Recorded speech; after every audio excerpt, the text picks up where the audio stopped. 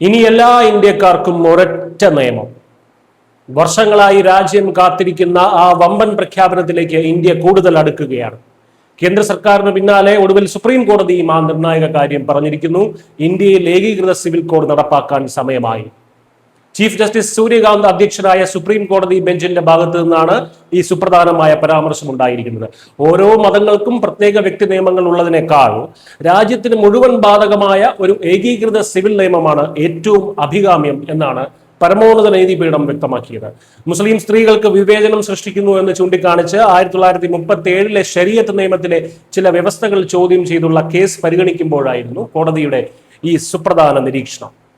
വ്യക്തി നിയമത്തിലെ വ്യവസ്ഥകൾ കോടതി റദ്ദാക്കിയാൽ അവിടെ ഒരു ശൂന്യത ഉണ്ടാകും എന്ന് വ്യക്തമാക്കിയ കോടതി ഏകീകൃത സിവിൽ കോഡ് നടപ്പിലാക്കുന്ന കാര്യം രാജ്യത്തെ പാർലമെന്റും നിയമനിർമ്മാണ സഭകളും പരിഗണിക്കട്ടെ എന്ന കൃത്യമായ സന്ദേശം നൽകിയിട്ടുണ്ട്.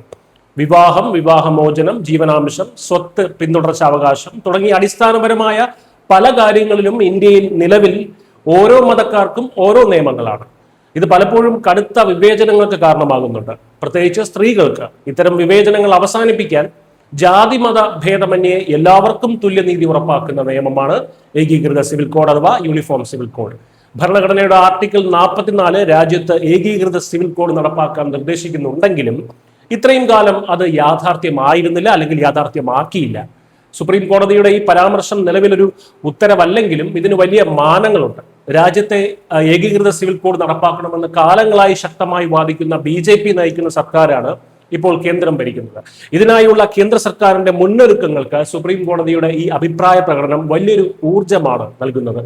നാളെ നിയമം വരുന്നതിനെ എതിർക്കുന്നവർ സർക്കാരിനെതിരെ സുപ്രീം കോടതിയെ സമീപിച്ചാൽ പോലും ഈ വിഷയത്തിൽ കോടതിയുടെ നിലപാട് എന്തായിരിക്കുമെന്നതിന്റെ വ്യക്തമായ സൂചനയാണ് ഇപ്പോൾ ലഭിച്ചിരിക്കുന്നത്.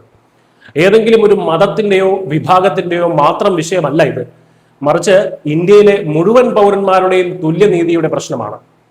ഇന്ത്യ എന്നത് ഒറ്റ രാജ്യമാണ്. അതിനാൽ ഇവിടുത്തെ പൗരന്മാർക്കെല്ലാം ഒരൊറ്റ നിയമം മതി എന്ന യാഥാർത്ഥ്യത്തിലേക്ക് നമ്മൾ മാറുകയാണ്. കാത്തിരുന്ന ആ വമ്പൻ പ്രഖ്യാപനത്തിനായി നമുക്ക് കാതോർക്കാം. News desk Malayalam.